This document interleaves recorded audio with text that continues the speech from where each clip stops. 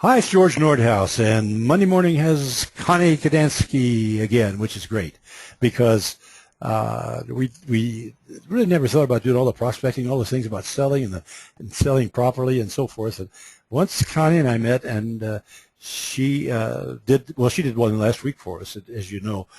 It was called actually, how to overcome call reluctance. And what it really was. I've always had call reluctance and all that sort of thing. And it was just really, really tops. And so when we did, I said, hey, can you do another one? She said, yeah. And I think I'm going to have her do another one or two, because more of these she does, the better it is. Now, this is not going to be a short one. It's going to be long because it's going to be the basics of closing deals and being too nice about it. Let me show you what Connie looks like, and let me give you a little bit of background from her. She is a speaker now. She is very well known. She's getting to be more and more known now. She's got coaching. She does a lot of coaching. In fact, after last week's webinar, Connie, one of our members called, or one of our viewers called, and Connie's now going to be doing a coaching session for that agency, which is good. I'm glad she is. And she's been interviewed by a lot of people around, but she's really a professional. How would you describe yourself? I'm going to put it to you, Connie. This is going to be embarrassing. How do you describe yourself? Well, I am a sales call reluctance coach and trainer. That's my purpose and my focus, to help people develop that core competency around prospecting.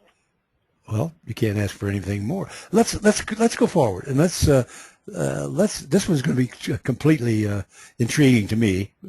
You take it, okay? Okay, thank you so much for inviting me back, George. I really appreciate it. Oh, happy to. And are you too nice to close the deal? That there are salespeople out there, and a large number of them, who are very relationship oriented, and the relationship becomes more important than being productive. So I'm not discounting or diminishing relationship building. It's just, do you get a relationship bonus or a friendship bonus? Have you ever gotten one of those checks on the bottom that it said friendship bonus? And very few people have, but so many salespeople want to be that consultative type of seller, and they're too nice to close the deal. So to start this out and set the context here, let's talk about a basic sales model, that the salespeople identify prospects so that they can initiate contact, so they can introduce themselves and have that all coveted sales presentation and influence the prospect to buy from you. So with that sales model, keeping in mind, and as we go through here today, I'm going to be talking about the prospecting side, and also that information, that sales presentation, and how sales call reluctance shows up in that sales conversation that keeps people from closing the deal. Now let's look at when you sit down with a prospect, that you are talking to them about their desired result. And so many people in insurance and financial services always start out, well, tell me about what you have. Let's talk about your current reality. And I highly recommend that you start out talking to your prospect about what is their desired result. And when you talk to them about their desired result, they will tell you about their current reality. And the goal is you, as the salesperson, to move your prospect from current reality to desired result, from their point A to point B. Mm-hmm. Now notice that in the middle there that says creative tension. And when you're moving people who are semi-happy with where they're at, not quite that much, they're just tolerating sometimes, that they're not that easy to have to make a change, because they're busy people and it takes a lot of effort and attention to change. And it is the responsibility of the salesperson to create the tension that is going to get the prospect to move. Now, people who are too nice to close the deal, they don't like to create tension with their prospect. They want a friendly, warm and fuzzy conversation. But in reality, when you look at highly paid professionals, there are times when they need to tell people things they don't want to hear.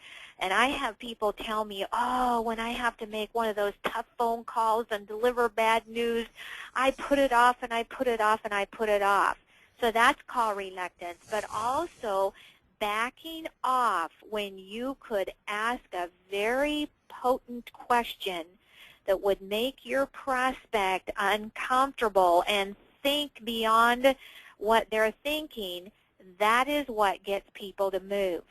And it's having that professional, assertive, trusted advisor hat that you know that you're doing them a favor by creating some tension so that they'll move to the desired result that is best for them, and also it's a sale for you. Now, I believe that the sale is won in needs analysis. And when salespeople start having sales go south or chasing after someone, is because they did not do a thorough needs analysis. And when we really look at that, it's looking at getting the whole picture before you jump in and make recommendations. Connie, let me interrupt you just a second. You know, it's interesting that you say that, because as a lot of people know, I'm coming out with a new business that is going to be called Insurance Needs Analysis. Oh yeah, we're on the same wavelength totally, because well, I don't need to beat on it, but everybody will be hearing about it in the country pretty soon. But needs analysis is so basic, and it's something that we never really think about. Go ahead. Well, and that's why the sale goes south. It really does. Now, here's what I find that salespeople, that when they sit down with a prospect, they get a little bit of superficial details and facts and opinions, and then they jump in with their recommendation. And as you know, people buy emotionally and justify logically. And when we really do a very needs analysis, we get to the core meaning of what it is that they really want before we ever jump in and make a recommendation, to find out what is your desired situation. And some prospects just want to go superficial, and it's like you have to coax it out of them, but it's well worth developing that skill, because when they really get to the core of telling you what it means to make sure that they are protected, it's coming out of their mouth. And when it comes out of their mouth, it's true. When it comes out of your mouth, they doubt it. So this in and of itself can be quite the conversation. Now, here's the difference between an amateur salesperson and a professional. An amateur qualifies people, and a professional uncovers their need. What is it that they want? And an amateur talks too much, and when their people are too nice to close the deal, they're relationship-oriented, and they definitely talk too much about things that are really not that important. The professional is an active listener. An amateur assumes a lot, and the professional will question. Even when they think that they know the answer, they want that prospect to answer that question. The amateur stays silent when they're really curious about something, and a professional will restate, and they will ask them to restate, go deeper, go to the very bottom of the meaning, because that's where you start getting people emotionally engaged in the sales process. An amateur will hoard information, and a professional will actually talk and distribute notes. They'll distribute the notes that they take in a conversation. An amateur prescribes prior to diagnosis, and that's what I was saying early on, jumps in to make recommendations too quickly, and the professional will only diagnose. And then the amateur sees through the offering lens, and the professional will see through the problem lens. Those are great. I love these. What is the problem? Now, what keeps people from being too nice to close the deal is fear. And their main fear is they do not want to be pushy. That's the first thing out of their mouth. I don't want to be too pushy. I don't want them to think that I'm intruding, etc. And that fear is a mental response to a perceived threat, that you perceive that you're being too pushy. And people with yielder car reluctance, that's too nice to close the deal, they are the ones that are totally projecting that. And so it's really developing the mindset that I'm a trusted advisor. I have so much value here that I am going to control this conversation because I have a process that controls the conversation. And when people have deals that go sideways, guess what? Most of the time they lost control of their process and they deviated from their process. Yielder car reluctance is the #1 type of car reluctance, and it is the most costly. It's the Mr. Nice Guy and the Miss People Pleaser. And what they are all about is that relationship-oriented approval seekers who lack assertiveness, often to their own detriment. They give their creative control to the prospect and lose connection to their value. Is that what yielder, the word yielder means? Yes, I yield, yeah, go ahead. I yield in what is my own best interest because I don't want to upset the prospect. I don't want the prospect to think I'm being too pushy. I don't want the prospect to feel uncomfortable. And anytime we're coming from a don't want, we're coming from fear. What is it that you do want? So the yielder car reluctance mindset are people are more comfortable being that account manager. And they're very good account managers because it's all about the relationship and they don't have to be too assertive, right? But when it really looks time and it's time to close the sale is to have an account developer mindset. And it is very different than that account manager mindset. So let's talk about that people pleaser. And George, people don't like to, they'll fess up to it privately, but they really don't like it. And there is a personality predisposition to this behavior where their personality is just predisposed to that. And there also, believe it or not, is some hereditary component. But most of the time it is that they have been exposed to other people that are teaching them and telling them, don't be too pushy, etc. And so when we look at this about where the people pleasing is, we stand on our head in order to please somebody else. And it's really coaching and developing so that people really start recognizing this is not serving me, because think about it. It's nice to be approved by others. It feels good when they're affirming you and having all that good feeling over you. But you know what? Other people are not our source of connection. And so when we start with that people pleasing, it's like our happiness depends on the prospect approving of us, and we have no control. So this is where I do a lot of coaching and helping people really understand their value, because when people understand their value, they'll be assertive. Now, these are some of the things that happen with the people with yielder call reluctance. They leave appointments without giving a firm commitment from the prospect for the next step. So you probably recognize this, George, like, oh, okay, yeah, okay, take a look at it, and I'll give you a call next week. Mm-hmm. Wow. Then next week you're chasing them, right? That's And really. so I love this one. This one really appeals to me because I do that a lot. I'll call you guys. No, don't worry about it. I'm not going to do that anymore. Thanks to you. Go ahead. okay, well, good. Yes, to be able to say, we're both here. You're going to be looking this over. Let's compare calendars. Let's get that on the Good. calendar so that we have a very good next step. Mm-hmm.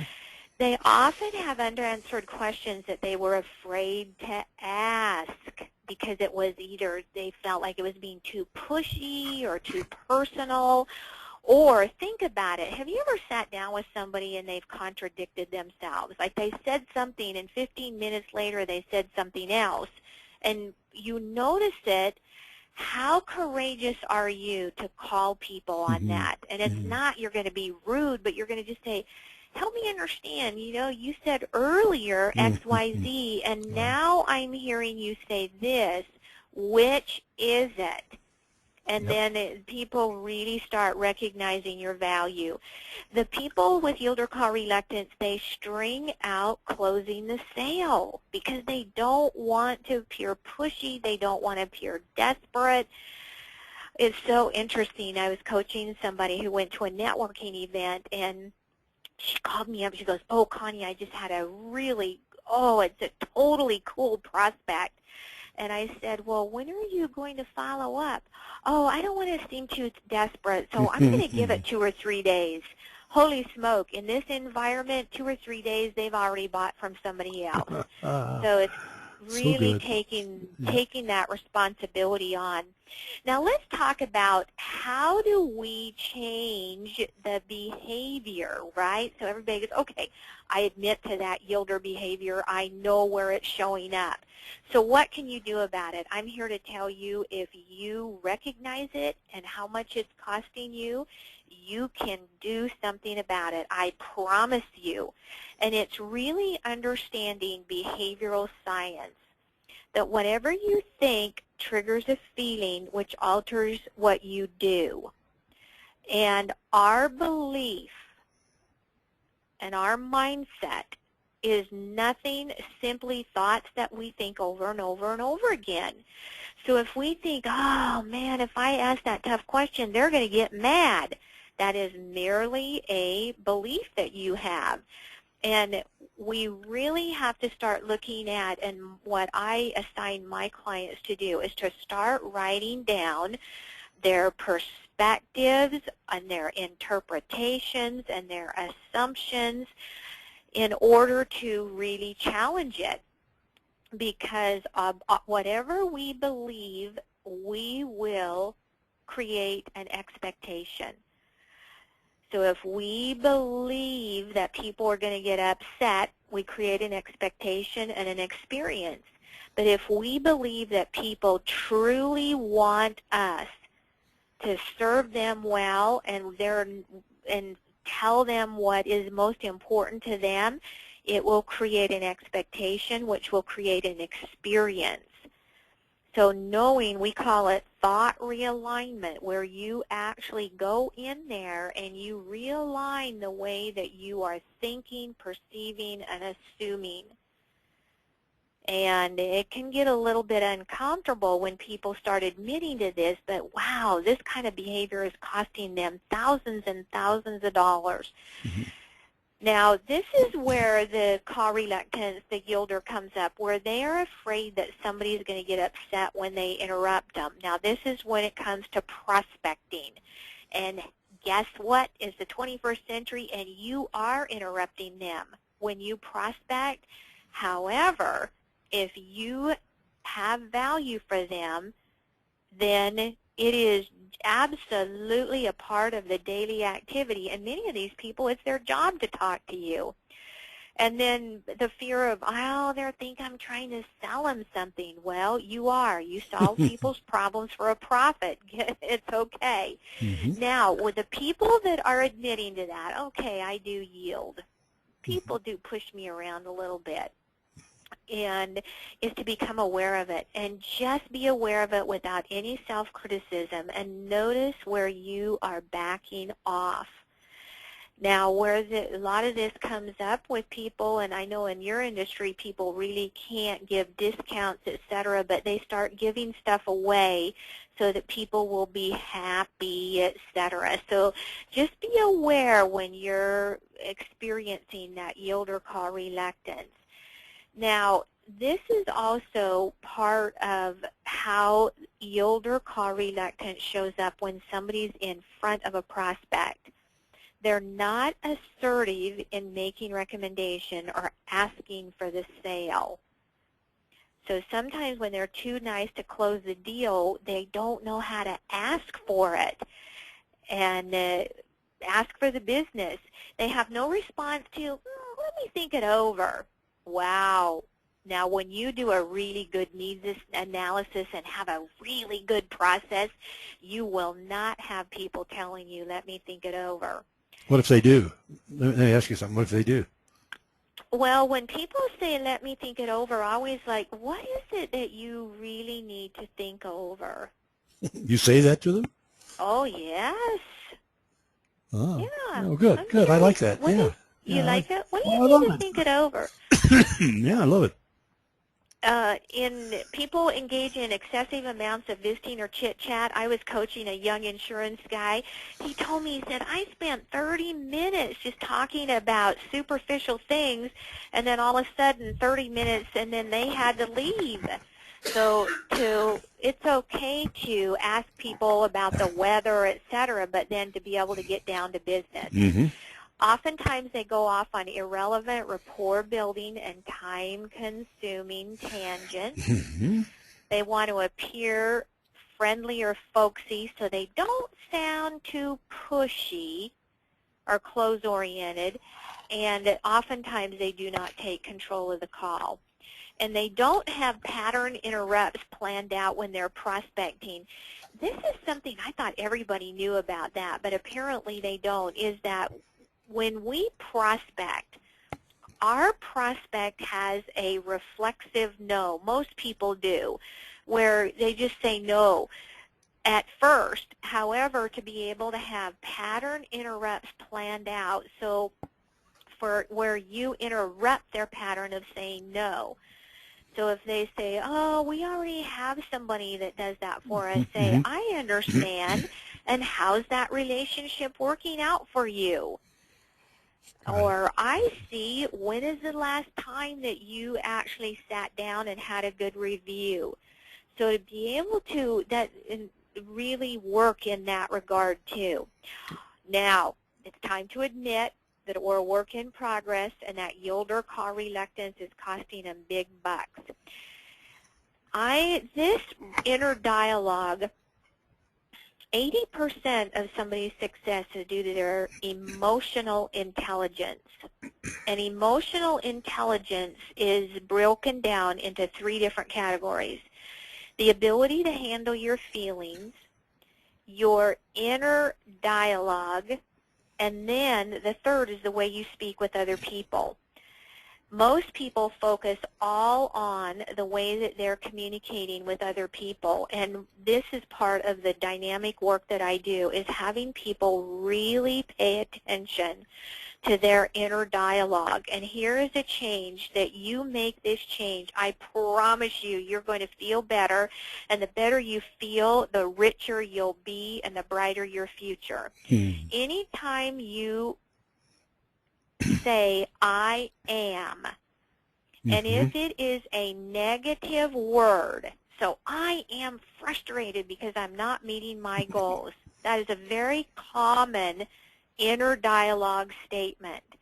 Here's what I'm encouraging you to do, to change it to, I am experiencing frustration in this moment. However, frustration is not who I am, because you're not pretending to feel different. You're not denying that you're feeling frustrated, but you are not embracing the negative emotion. and I'm going to share something with you that you probably have not heard before that is going to be very convincing of why you want to clean up your inner dialogue and have a different inner dialogue relationship with yourself. So the key word is I'm experiencing frustration. However, frustration is not who I am. I'm afraid to ask for the sale. Change it to I am experiencing fear when it comes to asking for the sale. However, fear is not who I am. This is such leading edge information that people, and I coach people on really starting this, and what happens is they start keeping their own personal power, because when we say I'm frustrated, we're leaking all this good energy that could propel us forward into being frustrated. But when I am experiencing it, I am not leaking any energy. Now, role play. I am such a believer in role play, and I coach many people in the real estate industry.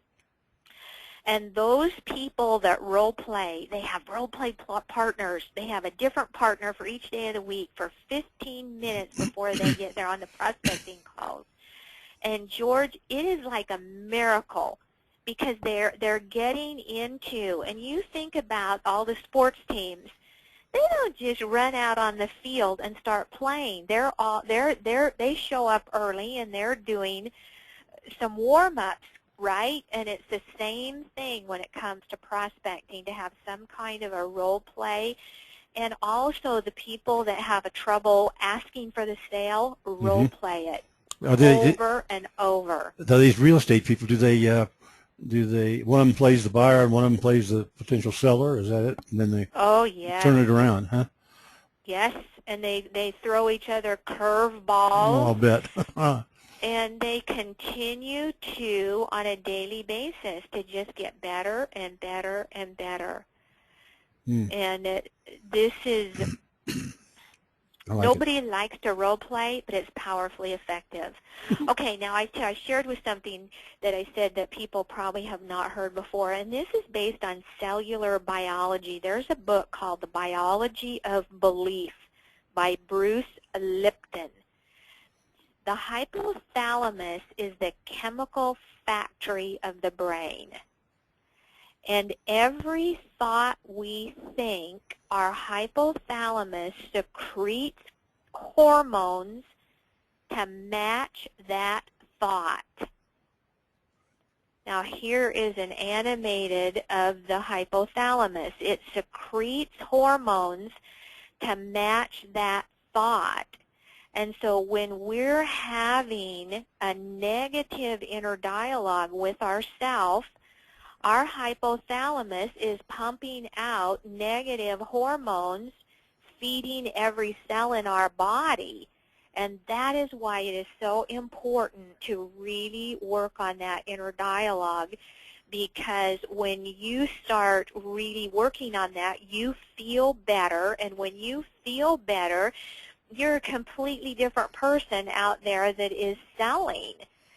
And George, I know you're just an eternal optimist and have had a lot of success. Well, my great fault.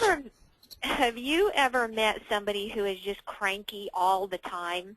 Just cranky? Well, some, I guess, yeah. I don't like to, well, you don't spend any time with them after once you know they do it, but. I know, but see, what happens is that they have thought those cranky thoughts so much that their body is actually thinking for them. Oh my gosh! Never thought of that. I I didn't know that. know. So you got my picture in there. That's very nice of you. The Superman. Yeah, I wish. Okay, so here's what I'm going to share with you. Now, this is also highly credible, proven. There's a social psychologist from Harvard that has done the research on this. Now, here's the deal, going back to the hypothalamus, that when people actually take a power pose, strike the power pose, and these are two different examples here, that the body will release chemicals to affect how you think and feel. And the two hormones that are key to being highly powerful leaders are testosterone, which is a dominance hormone, and low cortisol, which is a stress hormone. Mm-hmm. So the combination of those is really equals power plus confidence. So here's the deal. 60 seconds a day is all that she recommends for people who are just not assertive enough, and they want to be more assertive. And I'm not saying aggressive, because people oftentimes that have the yield or call reluctance, when you tell them you want them to be a little bit more assertive, they immediately think that you're asking them to be aggressive. But this Ann Cuddy, this lady here in the black, she did a TED Talk, for 20 minutes TED Talk on this, and she said for 60 seconds a day, that leaves you a whole lot of time, that you strike that power pose, and your chemical factory in your brain is going to start secreting those high power leader hormones, testosterone, and also the cortisol. Do you like that? I love it. I'm going to do it myself. I promise you, starting today. When we get off here. Good. How's that? Okay. 60 seconds is all. Okay, so I can do in that. summary, here's the summary. Answer this. What is your current mindset about your ability to close business? Is it serving you or not serving you? And what can you do to learn about creating a more of an open learner mindset? Mm-hmm. Like that. And what is your process if you don't have one, or if you're not following a process, that when you sit down with a prospect, I beg you to get a process. I teach a process that is just beautiful. It just organically unfolds. And I know a lot of managers that hear this, that they just like, yes, that is so true. You've got to follow your process, because all other professionals have processes, and you're a professional salesperson. So go ahead and admit to yourself, your manager, your trainer, that where you're yielding. And in your selling activity, just know and start role-playing those specific areas.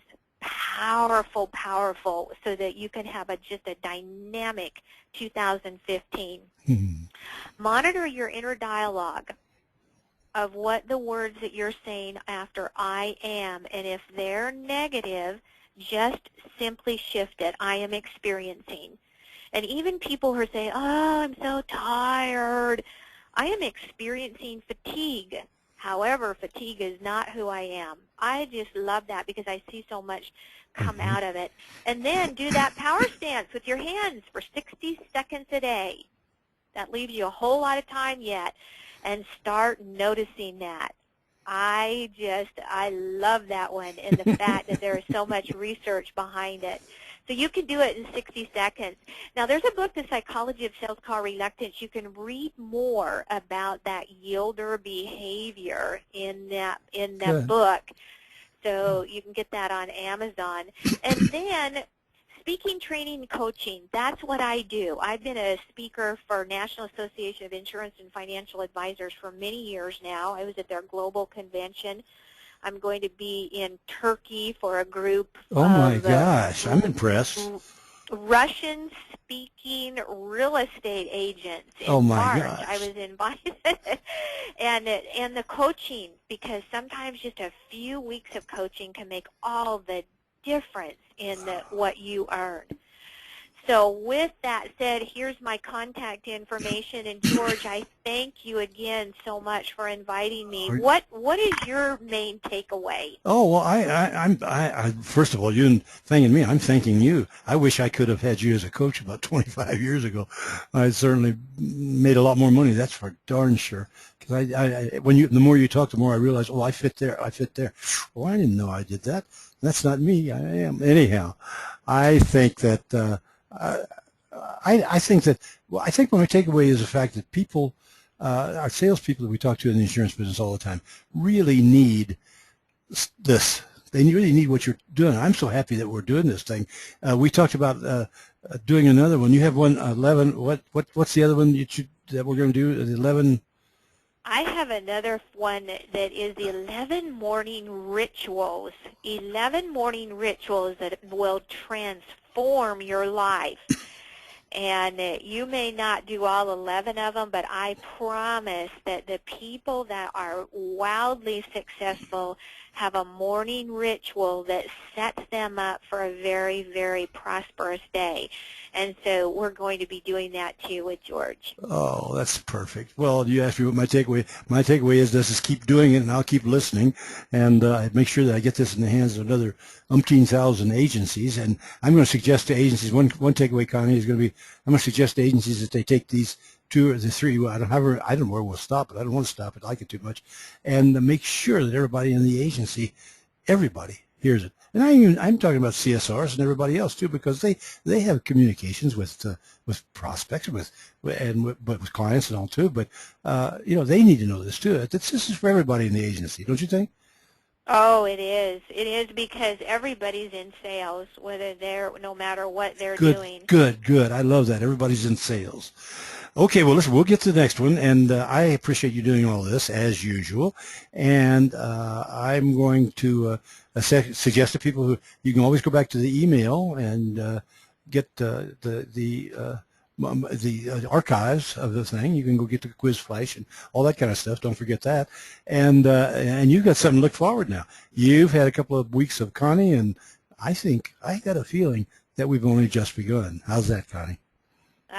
Thank you so much. Thank you. We'll see you again. Bye.